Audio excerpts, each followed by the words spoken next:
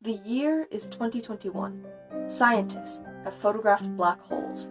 Across the country, social media gives people a voice to fight for what they believe in. And yet, the world of American politics is still locked in a brutal tug-of-war, with the Democratic and Republican parties battling each other in the interest of their own views.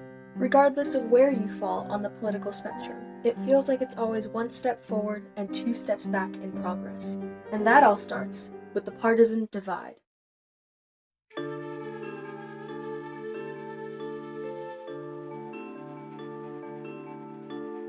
For most of American history, parties have been constantly realigning and shifting their beliefs, with one always dominating over the other. This meant American politics was in a constant state of change, with one party containing a variety of beliefs united for a single cause. Today, the parties split our government, with the Democratic Party pushing more progressive social reforms, while the Republican Party pushes for individual and business rights with limited government control. The parties themselves have become homogenous, with fewer moderates and more extremists in power. There aren't very many positive incentives to be moderate or to ever deviate from your own partisan team. And so I'll take as an example Mitt Romney. He's the only Republican that voted to remove Trump from office after the impeachment process. And so what does Mitt Romney get for deviating from the Republican Party? He draws the ire of Republicans who view him as a traitor. But then when the next decision he has to make goes with the Republicans, he draws the ire of the Democrats who are like, oh, see, this guy was a phony all along. The growing media has only broadened this divide. Social media creates echo chambers that show users only what they want to see and block positions they oppose. And although social media makes it much easier for citizens' voices to be heard, extreme stances are more likely to go viral than moderate ones. I think it allows us to curate our own information bubbles, where if somebody says something that we disagree with, block. I don't want to see that person anymore. So it's not a place where measured democratic dialogue seems to happen. America's bipartisan system is the very foundation of its democracy. But unlike every other time in history, there is no dominant party in our government. Instead, both sides fight harder than ever to gain control. This leads to gridlock, especially in Congress, where issues become polarized solely by party. The stalemate in Congress means that Congress is so dysfunctional that it can't get anything done unless it is done on a party line vote. Decision-making at the national level is extremely inefficient, especially compared to the states. Though generally, we believe that change only comes from the top, the vacuum left by Congress allows greater power to state officials.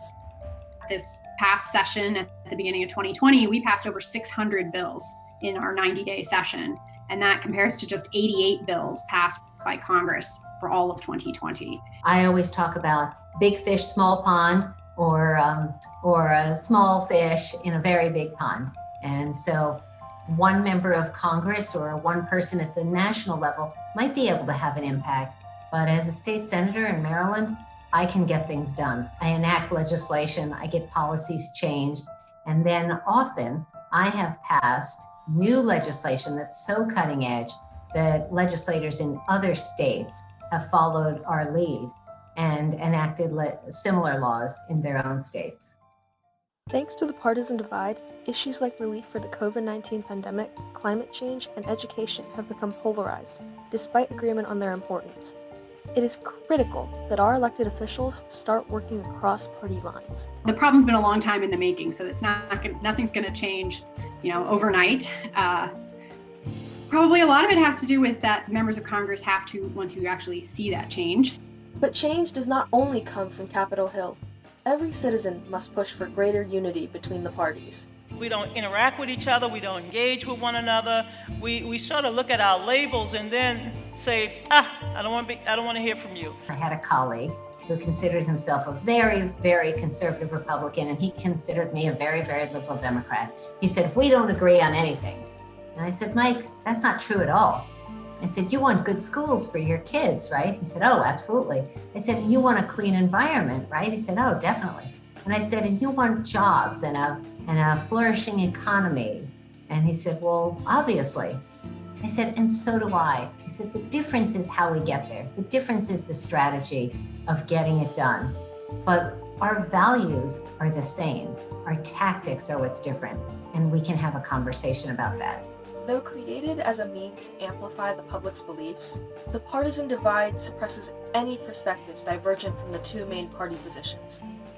It slows down action and progress at the national level, simplifying all disagreements to Democrats versus Republicans. As we face pressing issues that affect the entire world, we need to put aside our comfortable but damaging partisanship. Our elected officials must fight for all citizens' interests, not just those of their party.